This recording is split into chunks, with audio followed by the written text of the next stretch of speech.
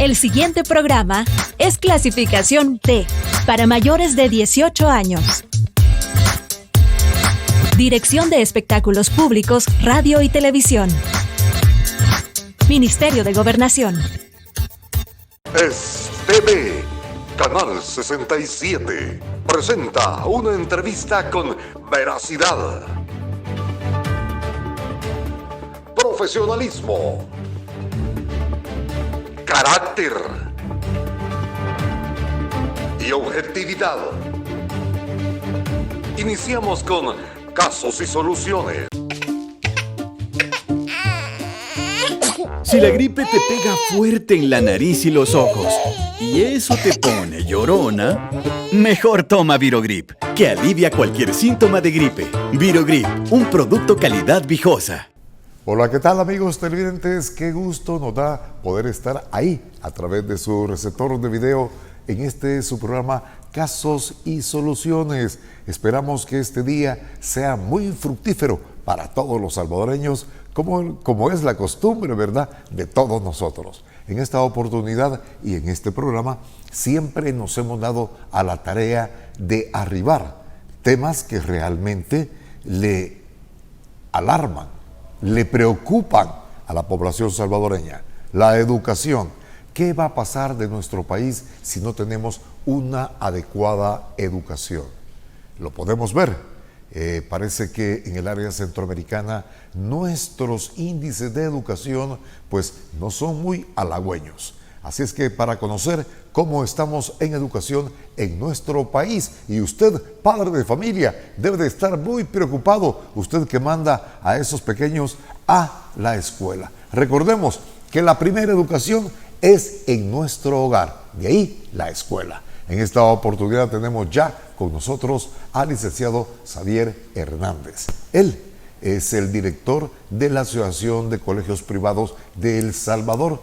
¿Quién mejor que él para que nos pueda dar una descripción, un diagnóstico y también, como es costumbre de este programa, las soluciones a cada alternativa, a cada problema que tenemos en nuestro país? Licenciado, ¿qué tal? ¿Cómo está? Qué gusto me da saludarle. Así, gracias, el saludo de chinito, ¿verdad? A buena mañana, porque así son las... Y aún así dice que se pasa. Sí, así dice.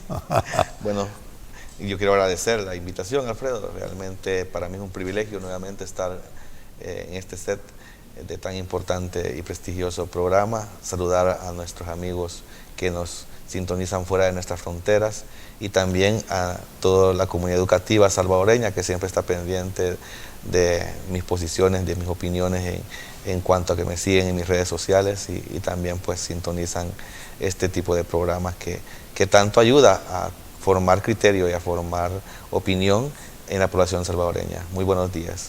Y hablando de esa palabra que usted ha dicho, licenciado, la opinión es muy importante porque la opinión nos sirve para tomar criterios y es así como tomamos las soluciones, las alternativas a este problema. Licenciado, ya comenzamos las clases. Obvio, ¿cómo sienten ustedes las clases presenciales? ¿Ha sido negativo tener clases en línea? ¿Cómo lo sienten ustedes? ¿Fue malo esto? Pues era necesario, era la pandemia, pero educativamente hablemos.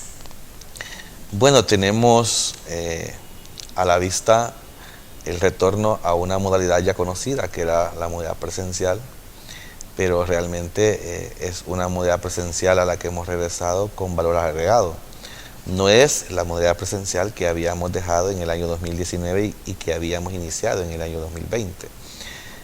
Hoy nos enfrentamos a un cúmulo de condiciones que nos llevan a obligarnos a tener que responder con diferentes acciones las multinecesidades que presentan nuestros estudiantes en todos los niveles educativos.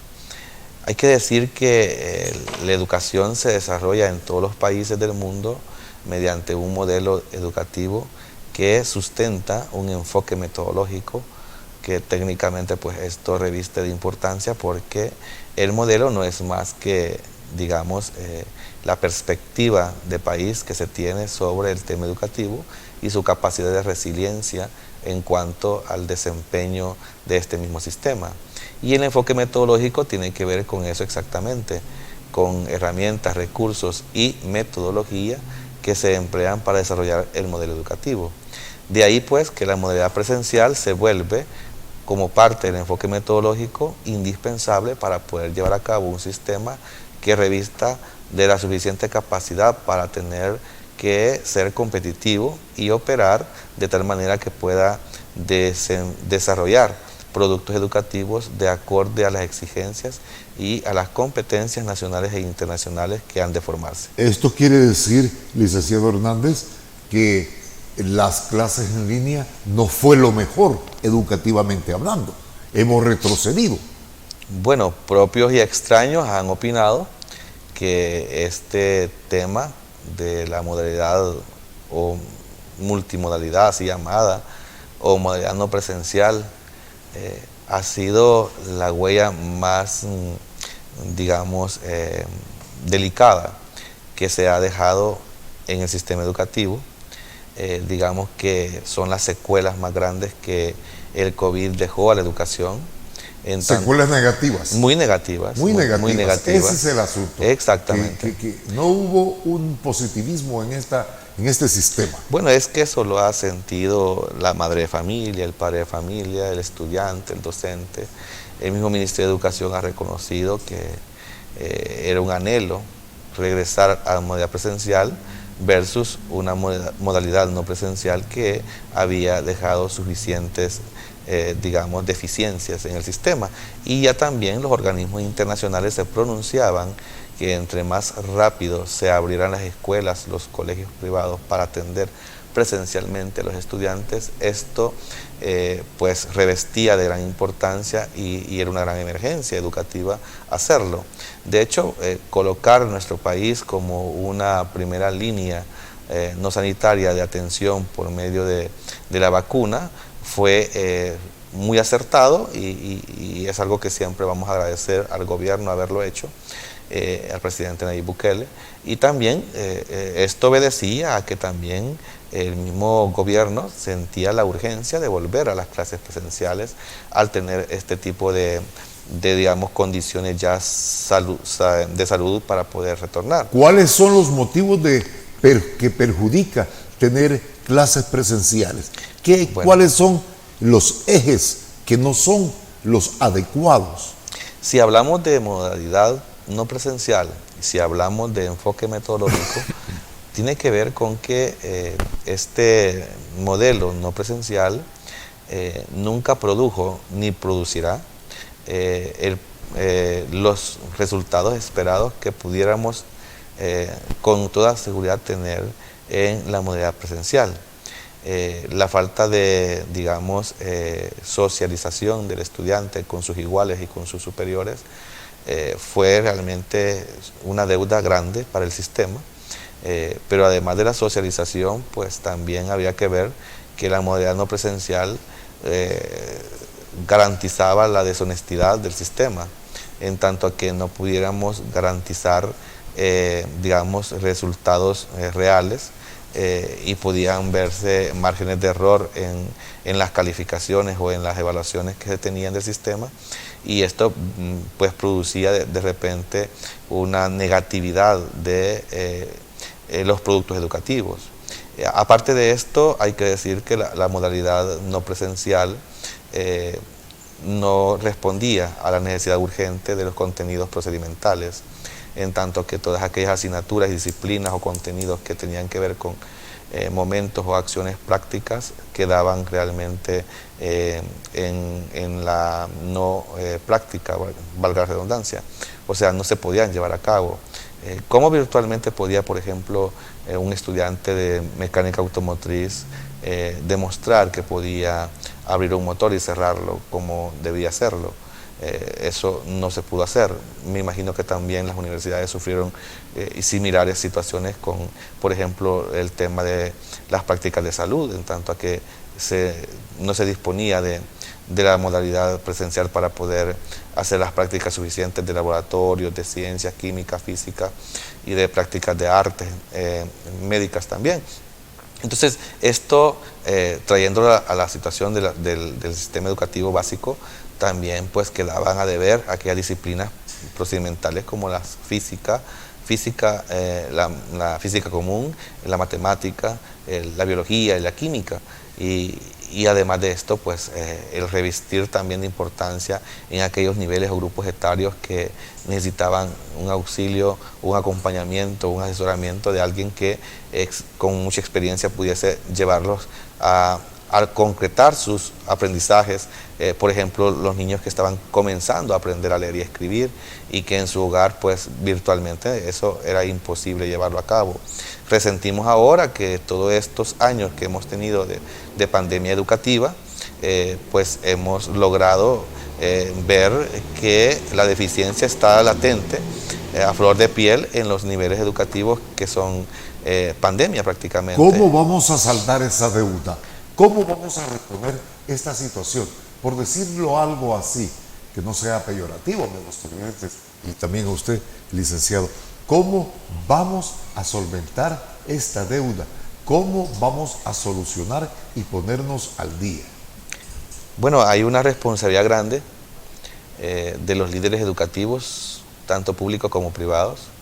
Por nuestra parte, como colegios privados, hemos nosotros empujado un modelo educativo integral, así se llama, y en tanto que hemos logrado que colegios privados logren insertar en sus planes de estudio anuales valores agregados que, si bien es cierto, obligan a tener una gran, digamos, demanda de mayores inversiones como en recursos y en tiempos, pero que van a sustentar el saldar, digamos, estas deficiencias que el sistema nos ha dejado en pandemia.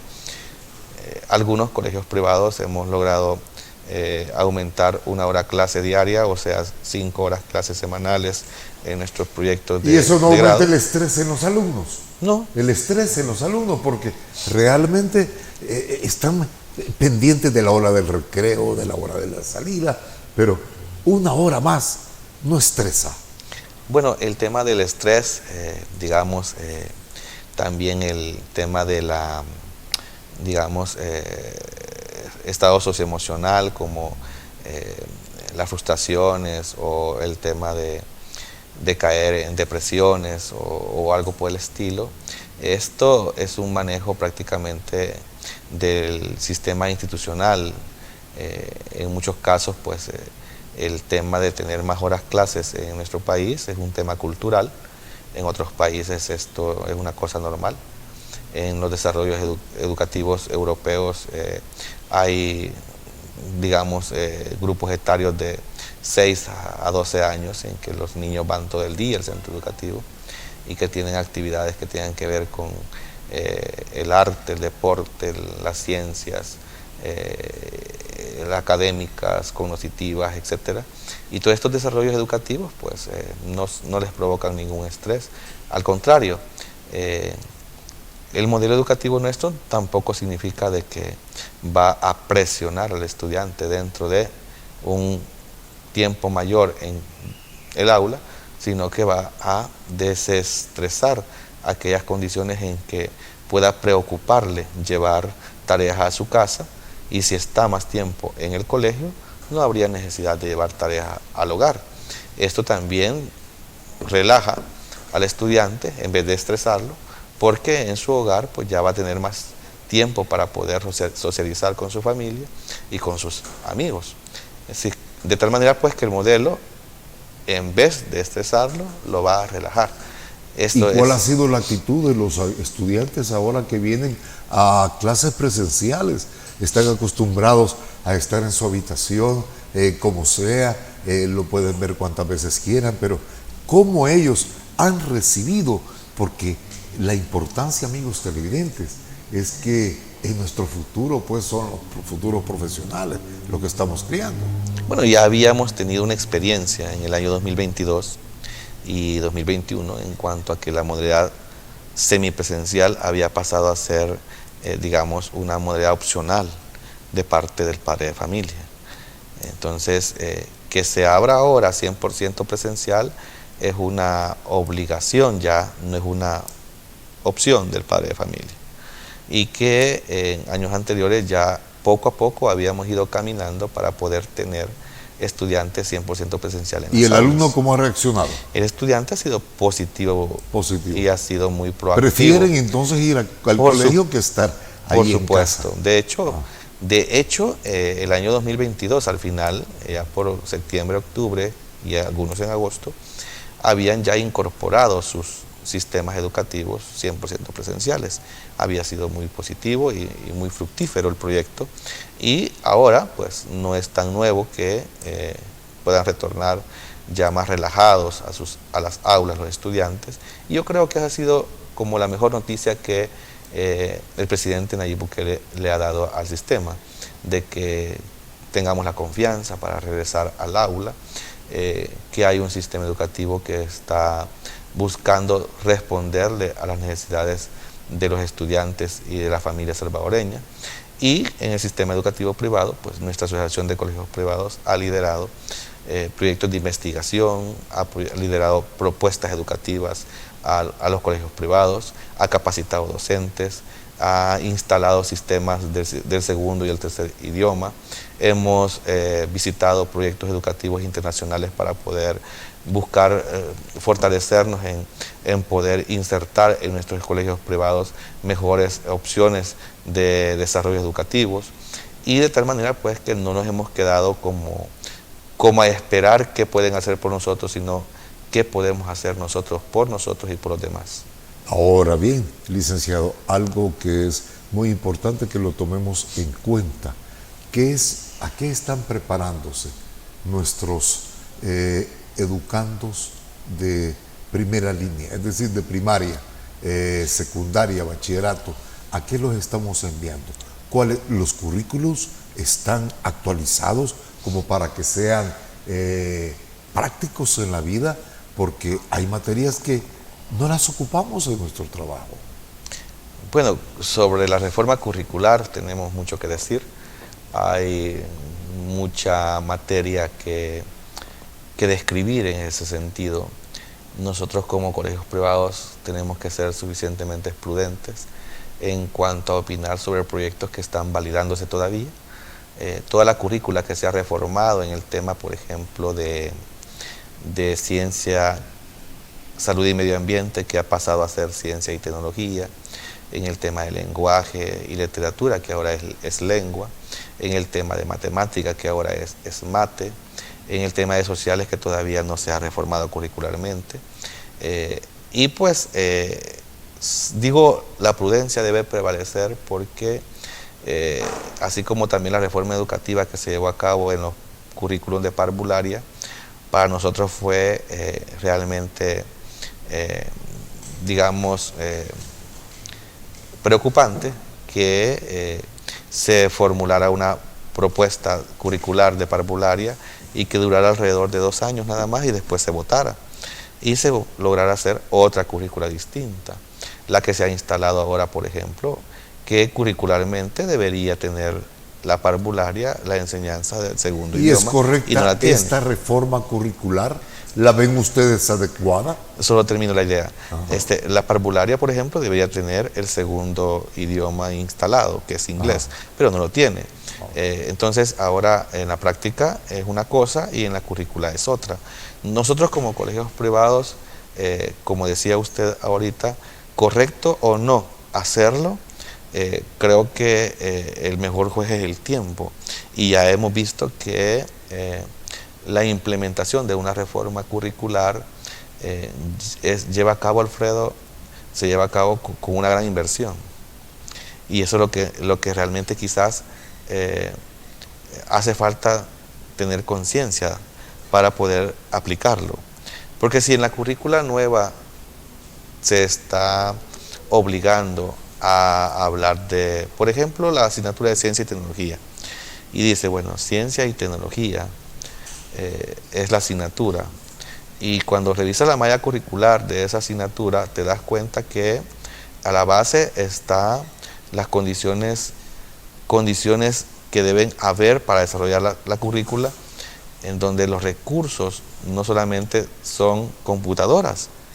Qué bueno que se tienen computadoras, eso es perfectísimo, ¿sí? Pero cuando hablamos de ciencia y tecnología es una cosa sumamente completísima.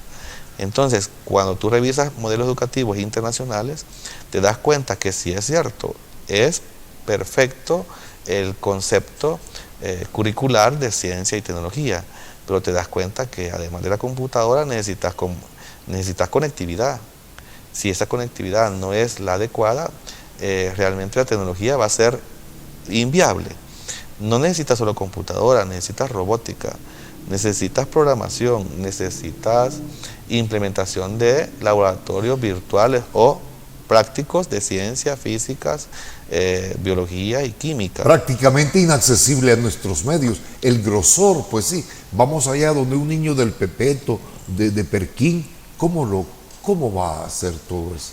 Bueno, viabilizar este tema de la educación y su reforma curricular es un tema realmente de país que tiene que ver con, primero, tener a la vista una inversión que soporte esta viabilización, o sea, tener más presupuesto en educación. La cual no hay.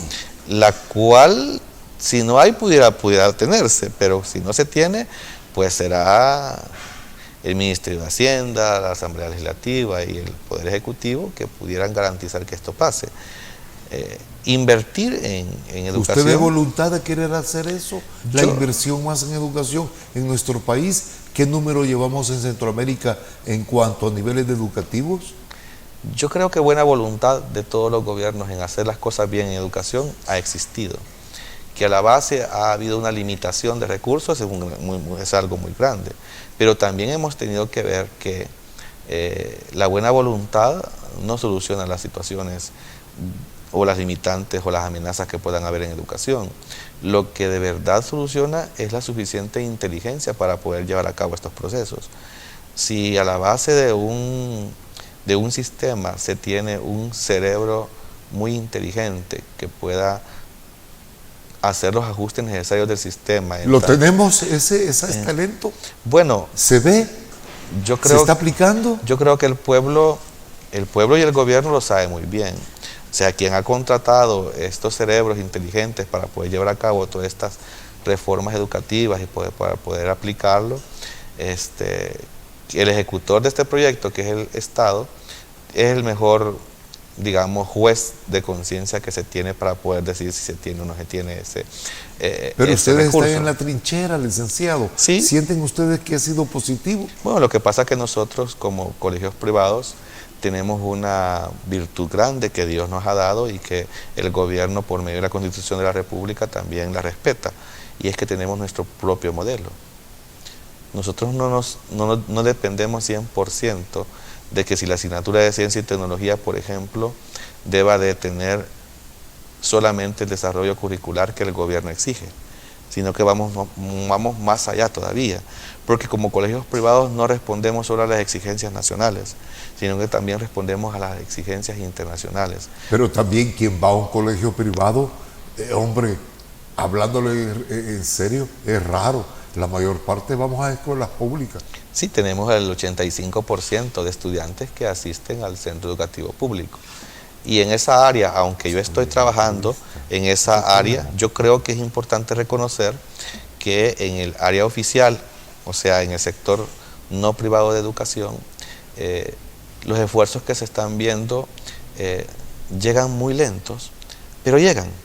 Sin embargo, como muy bien se ha dicho, las reformas educativas no pueden estar supeditadas a gobiernos de 5 años. Por eso es urgente que cuando de políticas educativas se habla, más que todo sobre el tema de educación pública, es urgente pensar en políticas de educación a largo plazo. En tanto que, si así como llega de lento el sistema a reformarse o a ejecutar las reformas curriculares, esto debe de pensarse para 40 o 50 años. Algo que nunca lo tenemos. Algo que nunca lo tenemos y que le hemos venido diciendo desde hace mucho tiempo. ¿Qué tal? Vamos, licenciado Hernández, a un espacio para nuestros anunciantes. Con gusto.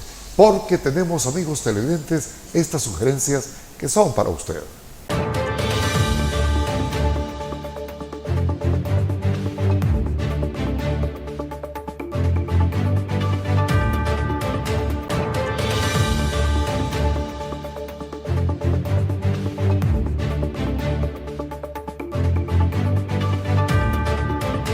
Continuamos, amigos televidentes, con el licenciado Xavier Hernández.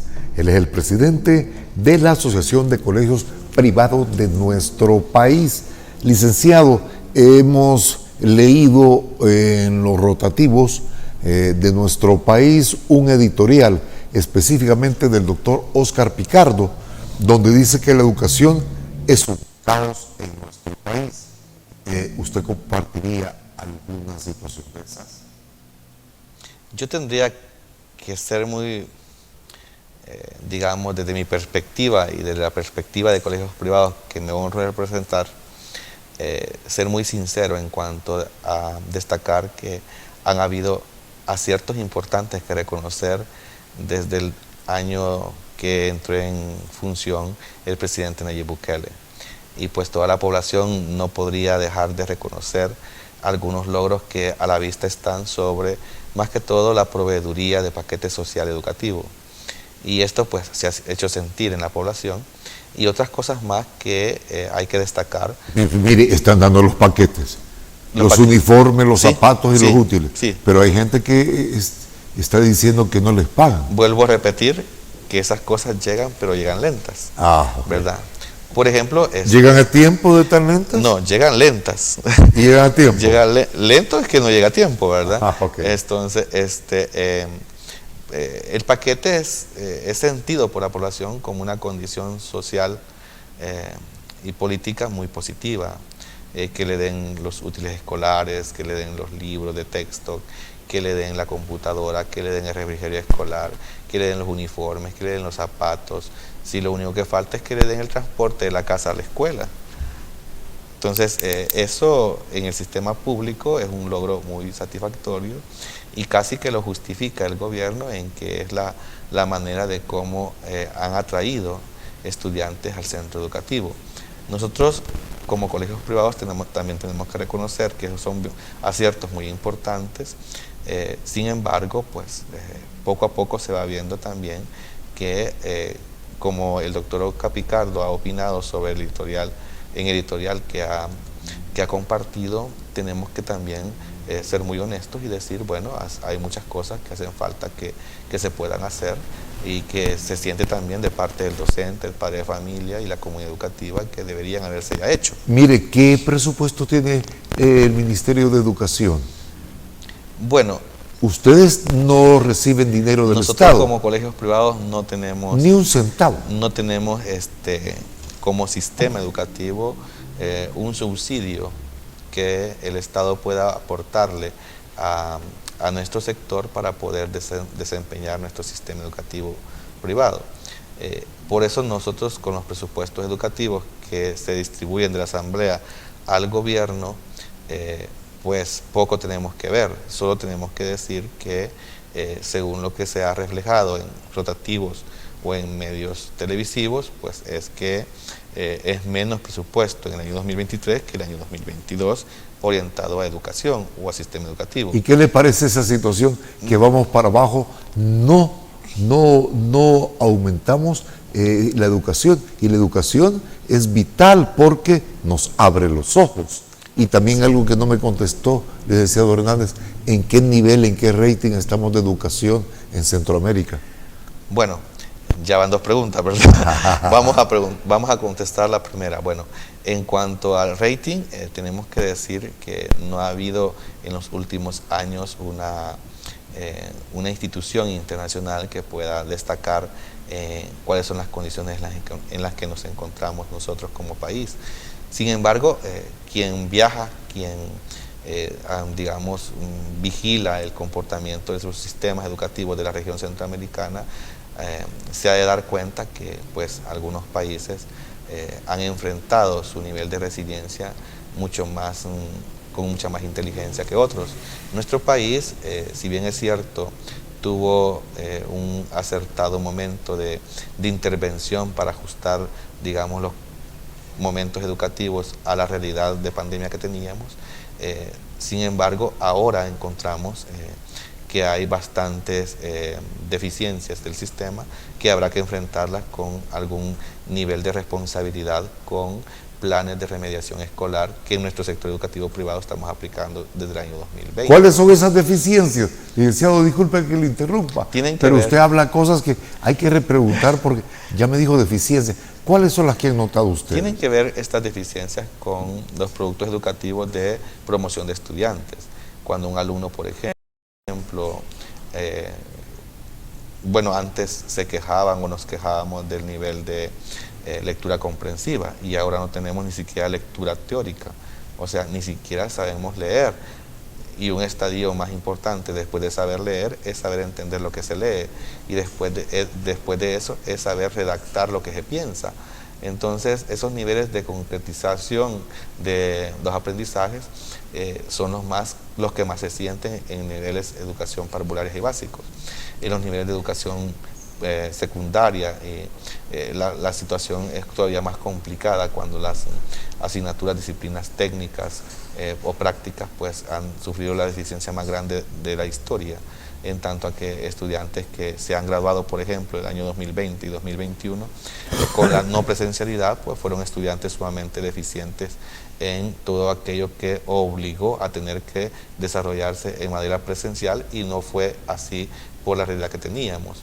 Es importante recalcar acá que cuando uno va a evaluar los aprendizajes, también el margen de error que da la no presencialidad es tan grande, en tanto que usted puede promover estudiantes con muy buenas calificaciones que en la realidad de verdad no las tiene, porque pues la virtualidad permite mentir fácilmente sobre los resultados educativos. ¿Y estas deficiencias cómo las podemos solventar, que usted ha señalado?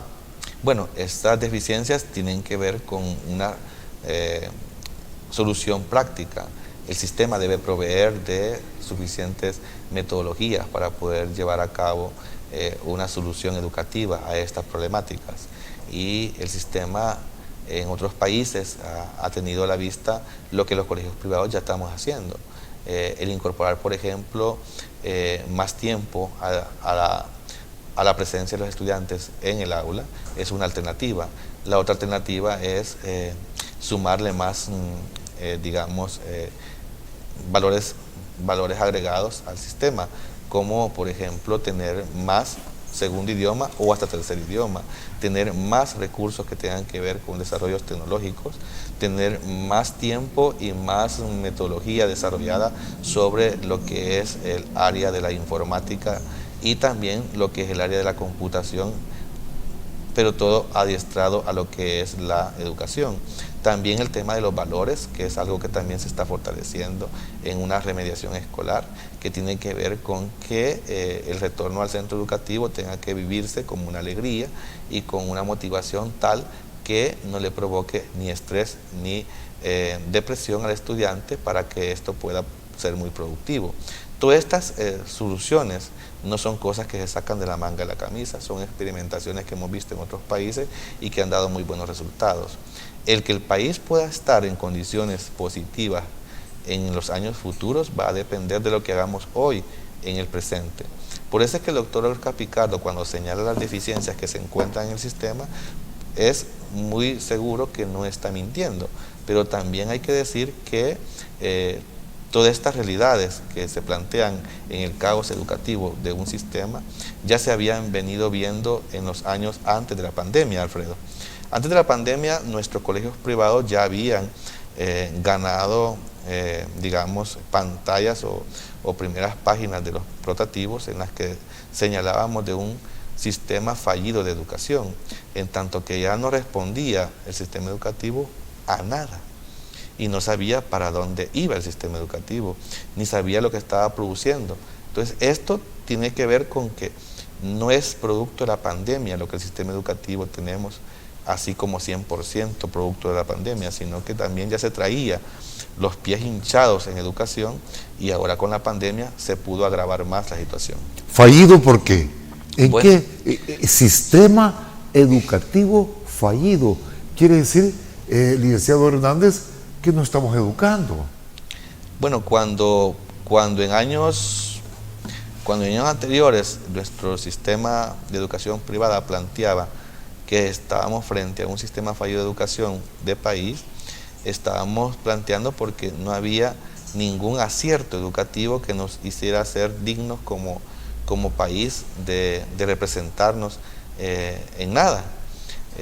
Si el estudiante en esos tiempos se presentaba a competencias internacionales de cualquier área educativa, pues había mucha facilidad en que otros pudieran ir a la cabeza y nosotros ir a la cola. Eso realmente es un mal, digamos, mensaje de los desarrollos educativos del país. Esos caos educativos que reflejan investigaciones como las que hace el doctor Picardo no son muy alejadas de las que hacen otros profesionales de la educación que también señalan que pudiesen haberse hecho las cosas mejor antes y que se pueden hacer las cosas mejor hoy, pero que cada gobierno tiene su propia, digamos, línea de trabajo y que pues uno como ciudadano o como operador educativo lo que le corresponde es respetar esas líneas, someterse a esas indicaciones y ser muy obediente partir de que, termino la idea, y partir de que como colegios privados, con lo que nosotros podemos aportar como valor agregado, lo estamos haciendo, y en esa línea la educación privada abandera los resultados mejores en las competencias nacionales que tenemos de diferente índole. Pero ser obediente, como usted dice, no quiere decir que va a aplicar métodos que usted no cree convenientes. No, tampoco estamos obligados a hacerlo y nunca lo hemos hecho. Cuando nosotros observamos que hay procedimientos que no son como muy factibles y que no nos van a producir ninguna buena, resultado del sistema, pues realmente solicitamos al Ministerio de Educación nos puedan por favor permitir continuar con lo que traíamos antes hasta ver que garanticen que después de la experimentación que ellos hacen podamos nosotros hacer nuestra práctica sobre esa línea. Le pongo un ejemplo, Alfredo. Ahorita está llevándose a cabo una reforma, curricular del primer grado de educación básica. Esto es para los niños que tienen 7 años de edad cumplidos durante la mitad del año escolar. Hemos visto como colegios privados muy positivos los cambios, eso no se deja de reconocer, pero sentimos todavía una gran duda sobre si esa metodología que se está proponiendo en el primer grado de educación básica en los colegios privados sería la mejor metodología para poder desempeñarla y tener mejores productos educativos. Mire, hay una gran duda y por esa razón, Alfredo, no la estamos aplicando al 100%. Estamos nosotros como colegios privados más que todo respondiendo a necesidades como el año pasado 2022 lo hicimos y no como el año 2023 lo está exigiendo el Ministerio, pero ya el Ministerio nos aclaró que los colegios privados vamos a poder tener la oportunidad de desarrollarnos con la flexibilidad que siempre lo hemos hecho. Da la impresión que no hay una hoja de ruta, no hay una planificación para la educación en nuestro país, y eso es como que vamos al garete. Digamos que si evaluamos el sistema educativo público, la lectura suya que ha hecho puede ser muy atinada, y lo que ha hecho Oscar Picardo y otros personajes que se precian de ser, digamos, estudiadores o investigadores de la educación. En el sistema educativo privado no es esa la realidad. En el sistema educativo privado tenemos nuestra propia orientación, nuestro propio nivel de planificación, organización y ejecución de planes educativos institucionales que no se ven como obligados por el sistema nacional de tener que aplicarse. Por decirle un ejemplo, como le puse el de primer grado de educación básica, también le puedo, destinar otros ejemplos. Por ejemplo, educación media para nosotros.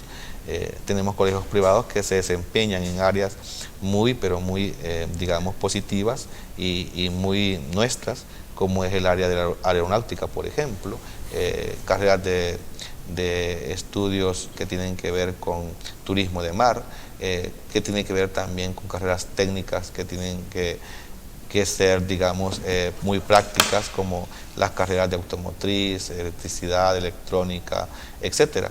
Entonces, todas estas carreras que somos nosotros como colegios privados pioneros en el desarrollo de esto, creo que no pudiéramos, Alfredo, estar supeditados a lo que el Ministerio de Educación nos manda para poder ejecutar, porque por ponerle un ejemplo, ¿desde qué año usted cree, Alfredo, que no se reforma la currícula del bachillerato industrial con uso automotriz? Hombre, realmente Esos son oficios. Sí, pero eso hace desde el año 1994. No se reforma la currícula técnica del bachillerato automotriz. Entonces, esas currículas, entonces usted tenga que ver con lo que es el desarrollo industrial del área automotriz del año 96 a este año 2023, realmente creo que usted puede evidenciar que hay una urgente necesidad que esas currículas se revisen año con año y que se vayan ajustando. Entonces, ¿qué hacemos como colegios privados? Institucionalmente nosotros sí las revisamos, sí las ajustamos y sí las actualizamos de acuerdo a la realidad. Pero con permiso del Ministerio de Educación. No, eso lo podemos hacer nosotros partiendo de la base que da el Ministerio de Educación y agregándole el valor agregado que cada colegio privado puede hacer. Entonces hemos concluido que tenemos un sistema educativo deficiente. Yo podría decir que nuestro sistema educativo privado no es así. Porque pues privado, así es. El público. Ahora, en el sistema educativo público yo tendría que destacar que hay condiciones que pueden mejorarse y que el sistema educativo público usted me dijo que era deficiente. Definitivamente que están en condiciones de poca eficiencia y que pudieran mejorarse. Lo que pasa es que cuando hablamos del sistema educativo público en vías de desarrollo, como es el nuestro, el gobierno va a aceptar que hay cosas que hay que mejorar y que en el futuro las va a hacer. Y eso lo ha aceptado prácticamente el ministro de Educación, Mauricio Pineda, y ha dicho muy responsablemente, poco a poco estamos llegando a hacer las cosas que debemos hacer, no podemos hacerlo muy rápido como quisiéramos hacerlo, pero lo mismo dijo la ministra Gallardo Decano, lo mismo dijo la ministra Yacirde Lobo, lo mismo dijo Francisco Castaneda, todos han dicho lo mismo en ese sentido. Pero es que, Alfredo, aquí a la base del desarrollo del sistema educativo público hay dos condiciones grandísimas que yo empáticamente tendría que destacar. Una cosa es la inversión, que usted muy bien lo ha dicho, y cuánto hemos invertido en educación. Que uno depende. Es la más mínima de Centroamérica, supuesto, y cada vez va menos. Entonces, ¿usted cómo puede exigirle a un sistema educativo público un desarrollo, un desempeño tan eficiente con inversión tan baja? Y lo otro es que a la vista hay en el sistema educativo organizacional grandes deficiencias de operación, en tanto que el sistema está cargadísimo. A mí no me gusta llamarle grasa a esto, al sistema, porque es muy ofensivo, pero sí debo de reconocer que hay mucho que sobra en el sistema y hay mucho que falta. Mire, ¿y qué le parece? Tenemos la penitenciaría más grande de Latinoamérica, enorme, y no tenemos escuela. ¿Cómo está eso? ¿Cómo ve usted como educador eso? Por eso mismo le explicaba, hay mucho que sobra y hay mucho que falta, en tanto que lo que pueda sobrar deberíamos ya haberlo evacuado en el sistema educativo. ¿No hubiera sido mejor meter ese dinero en educación para evitarnos una cárcel? Bueno, en el tema del sistema carcelario, como muy bien lo ha dicho usted, que ha sido lo más positivo que se ha evaluado en el gobierno, por tener ahora un régimen de excepción que ha liberado los territorios para poder entregárselos a la sociedad. Yo entiendo de que los entendedores de la materia de esto de las políticas de seguridad han justificado esto de tal manera pues que la población lo ha aceptado como muy positivo.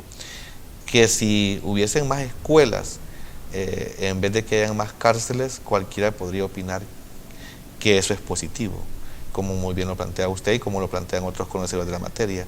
Nosotros como colegios privados lo que tenemos ahorita es que está asfixiándose el sistema educativo, en tanto que hay alguna desmotivación del ¿Por estudiante. qué desmotivación? Yo creo que el sistema educativo no está proveyendo las suficientes, digamos, herramientas motivadoras para que el sistema se desarrolle. Por ejemplo, ya deberíamos haber empezado con tema de una avalancha de proyectos que tengan que ver con deportes, artes, cultura, recreación. Esto motiva al sistema. Esto motiva al sistema. Todo lo extracurricular. Tengo poquito tiempo, licenciado Hernández. Ya me está sonando el gorgorito, como decimos en buen salvadoreño. Sí. La última pregunta, porque tengo una serie de preguntas que no las agoté.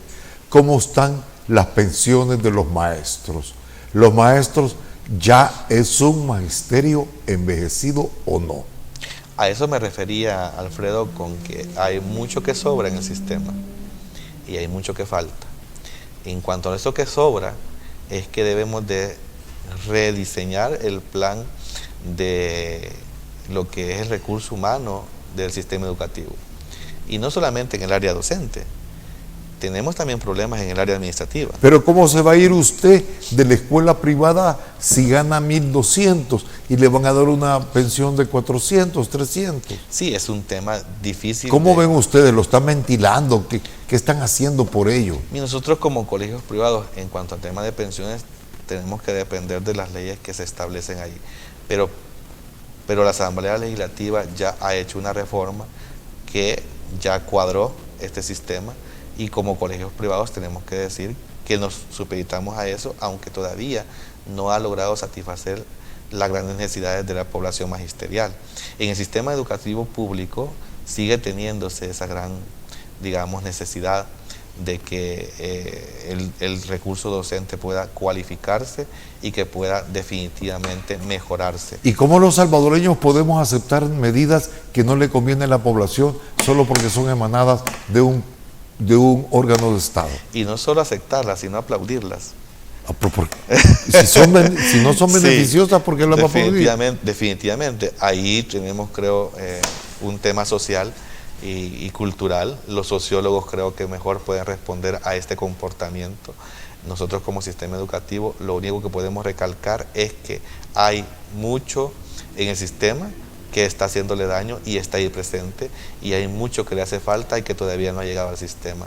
Cuando eso pase, cuando ese ajuste se dé, creo que vamos a tener un sistema educativo mucho más robusto, mucho más competitivo, y que como país vamos a poder tener mejores respuestas a las exigencias internacionales y tener mayores oportunidades para la población salvadoreña y la juventud que tanto lo necesita. Esto quiere decir, ya para finalizar nuestro programa, ¿no está satisfecho usted con el sistema educativo nacional? Con mi sistema educativo privado, creo que estoy muy orgulloso, porque realmente... Se han defendido a capié. Exactamente, a eso me refiero, Alfredo. Han venido suficientes inclemencias, no solamente naturales, que nos han querido, digamos, eliminar del sistema, pero estamos ahí porque la población nos tiene todavía ahí, digamos, bien parados. En el sistema educativo público pudieran hacerse algunas cosas mejor, y en el sistema... ¿Está satisfecho? Yo no creo que pueda el pueblo salvadoreño opinar sobre algo que todavía no hemos visto su producto. El producto educativo de este ¿Y a la fecha está sistema, satisfecho usted? Yo creo que no. Okay. Yo creo que no, porque habría que tener muchas más herramientas, muchos más planes de educación adiestrados o orientados, mejor dicho, a una visión de país que pudiera tener eso que acabo de decir: competitividad, robustez para poder responder a las necesidades nacionales e internacionales, y lo que es más importante, Alfredo, para finalizar, el sistema educativo del país está bien divorciado. Tiene que realmente comulgar en toda la línea de los niveles, digamos, para poder orientar un plan de país con suficiente robustez a largo plazo. Las políticas educativas deben de crearse y desarrollarse en virtud de eso. Creo que eso nos va a llevar a cabo, sin menospreciar lo que ya se ha hecho, que está muy bien, y que complementaría con algo muy positivo para poder tener un país más propositivo. Está muy bien, pero falta. Gracias, licenciado. Un placer. Ha sido un gusto tenerlo por acá y que nos dé esa descripción de cómo está el sistema educativo en nuestro país. Para recapitular, es un sistema deficiente, y también hace falta mucho, ¿verdad? También tenemos un magisterio envejecido, y ahora que no me quedó tiempo, pero ¿cuál será el futuro de El Salvador con este sistema educativo en nuestro país? Eso hace falta en el próximo programa. Fantástico. Sí. Gracias, licenciado. Un placer. Pero sobre todo, gracias a usted, amigo televidente, que ha estado con nosotros durante esta hora. Que tenga un fructífero día. Si la gripe te pega fuerte con fiebre y dolores, y eso te pone llorón, mejor toma Virogrip, que alivia cualquier síntoma de gripe. Virogrip, un producto calidad Vijosa.